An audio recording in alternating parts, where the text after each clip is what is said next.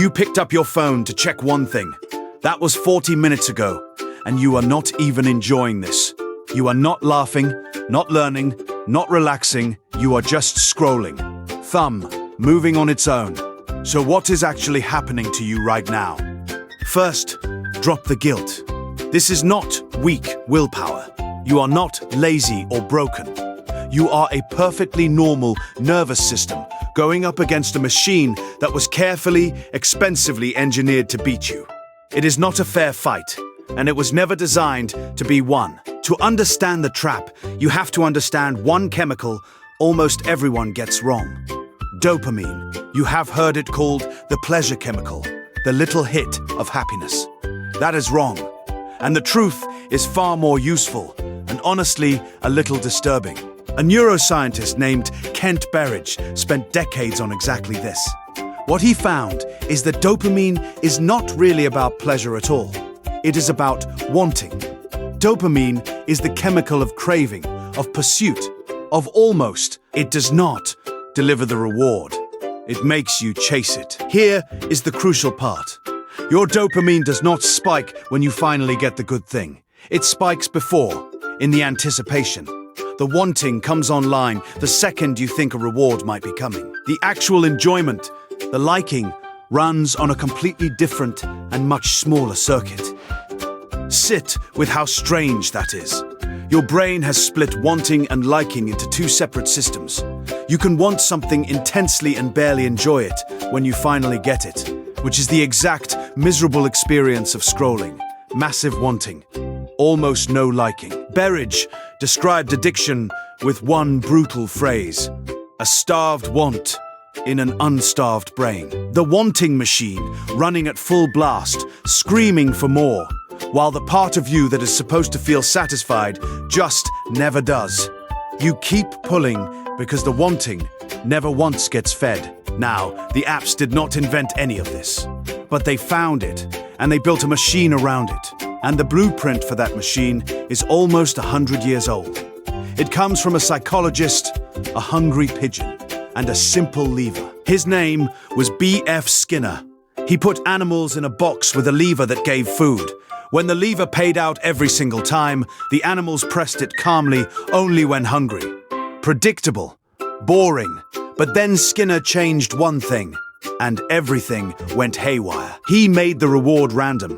Now the lever paid out only sometimes. Maybe this press, maybe the next, maybe the 10th. The animals could not predict it, and they went mad for it, pressing that lever compulsively, far more than when it paid every time. The uncertainty was the hook. This is called a variable ratio reward schedule, a reward you know is coming but cannot predict when. And it is, by a wide margin, the most powerful and most addictive reinforcement pattern psychology has ever found. It is so strong, it built its own entire industry. You already know that industry. The casino. A slot machine is a variable ratio machine in a pretty box. You pull. You do not know if this is the win, so you pull again. The not knowing is the entire product. The casino is not selling you money. It is selling you anticipation. Now look down at your thumb. Pull to refresh. You drag the feed down and it spins, exactly like a slot reel. And you do not know what is coming. A funny video. A like. Nothing. Probably nothing. The maybe is the whole point. Your feed is a slot machine you carry everywhere. Every swipe is a pull of the lever. Most pulls give you garbage, but every so often, randomly, something genuinely good. And because your brain cannot predict which swipe it will be, it keeps you sliding through 100 boring ones to chase the single good one. That is the trap, fully built. And it has gotten far more sophisticated than a slot machine. A slot machine is dumb. Your feed is not. It is watching everything you linger on, quietly building a private model of your exact triggers and feeding you a stream optimized to keep your specific brain wanting. It learns you, personally. This is why you scroll past 100 things you do not even care about. You are not really looking at them. You are unconsciously hunting for the next hit. the next maybe, and the machine is glad to make you wade through the boring ones, because every swipe is one more pull of the lever. And it explains the worst part, the empty feeling afterward. The reason scrolling leaves you hollow is that it feeds the wanting and starves the liking. You chased and chased, and the reward, when it came, was tiny. All want, no satisfaction. A starved want, exactly as Berridge said. So, if willpower is not the problem, then willpower is not the fix. You cannot out-discipline a machine built by thousands of engineers specifically to defeat discipline. The move is not to want it less than it wants you.